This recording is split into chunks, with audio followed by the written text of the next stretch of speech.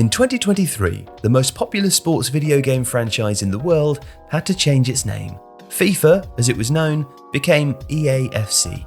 And what began simply as a negotiating position in a licensing dispute turned into one of the costliest decisions in the history of football. This is how to lose $20 billion.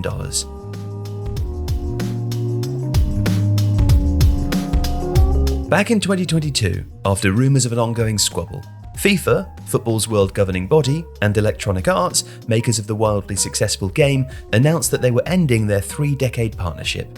It was an acrimonious divorce, with accusations of greed helping to break a lucrative licensing deal that had powered $20 billion just in sales over the past 20 years. The result has a new-ish breakaway game that so far left FIFA embarrassed, empty-handed, and in time, probably billions of dollars poorer. See, in 1993, FIFA International Soccer was released by EA Sports.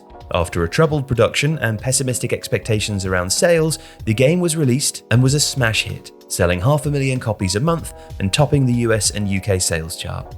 It came out 2 years before the dawn of Major League Soccer, and a year before the 1994 World Cup hosted in the US. Both have been credited with reigniting America's love of soccer, but it was FIFA International Soccer that many believed laid the groundwork. It helped change the way people interacted with the game. It attracted casuals, obsessives, and players alike. Yet its ubiquitous success was not a foregone conclusion.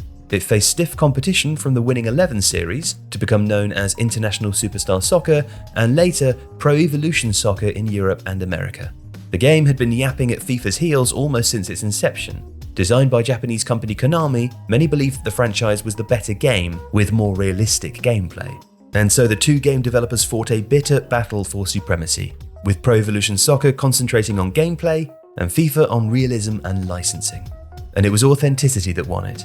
From 2008, with EA learning from some of the best aspects of its competitor, FIFA began to pull away. The introduction of Ultimate Team, an add-on game in which you collected player cards, made that gap a chasm and created a juggernaut. By 2021, it had sold 375 million units. Ultimate Team alone was generating $1 billion in revenue a year, and the game was anchoring the new world of esports, which has proven to be as popular as almost any sport in real life. Back in December 2021, 25,000 people watched a FIFA match being played on Twitch. Simultaneously, a game of eFootball 2022, essentially Pro Evo's stripped-back free-to-play successor, attracted just 19.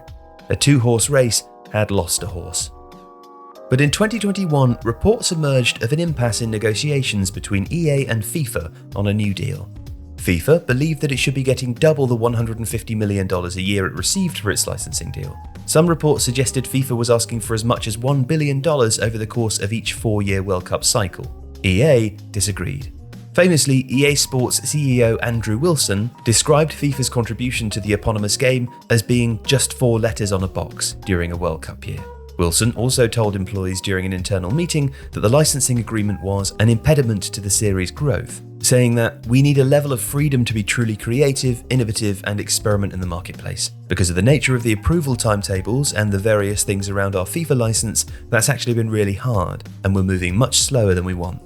And so it was announced officially in 2022 that the two would go their separate ways. FIFA President Gianni Infantino promised that a new FIFA game would be released in 2024. I can assure you that the only authentic real game that has the FIFA name will be the best one available for gamers and football fans. But EA struck first. In September 2023, EA Sports FC 24 was released.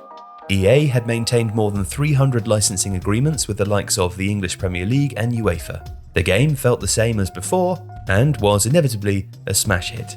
The company announced its financial results for the final quarter of 2023, which showed global sales of the game were 7% more than the last version of FIFA.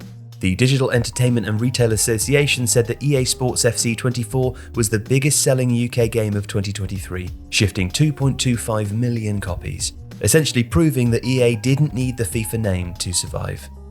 And as of April 2024, no FIFA-backed alternative game to EAFC 24 had been released or even announced, which presented another problem.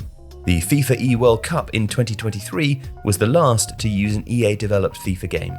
No details have been given about what a 2024 tournament would use, or if one would even be hosted. Never want to miss an opportunity, Saudi Arabia announced that it would host a brand new E-World Cup in July 2024, which would feature EA Sports FC 24. But there was a glimmer of hope for FIFA. In February of this year, it was reported that FIFA had been in discussions with game developer 2K to make a rival to challenge EA Sports FC 24. 2K has some form in this area, wrestling franchise agreements with the NBA from EA in the past. If the reports are true, then a new rivalry that could match the FIFA PES battle of the last decades might even be on the cards. But as it stands, FIFA is left with empty pockets, potentially leaving future billions on the table, in a move that might one day be taught as a cautionary tale. If you like this video, please consider subscribing to the channel. The Athletic is home to some of the world's best sports journalists, including David Ornstein, Daniel Taylor, Ollie Kay, Amy Lawrence and Rafa Honigstein. With the latest transfer news and insight on every Premier League football story that matters, theathletic.com puts you inside football. And you can try it for free now for 30 days. See the link in the description.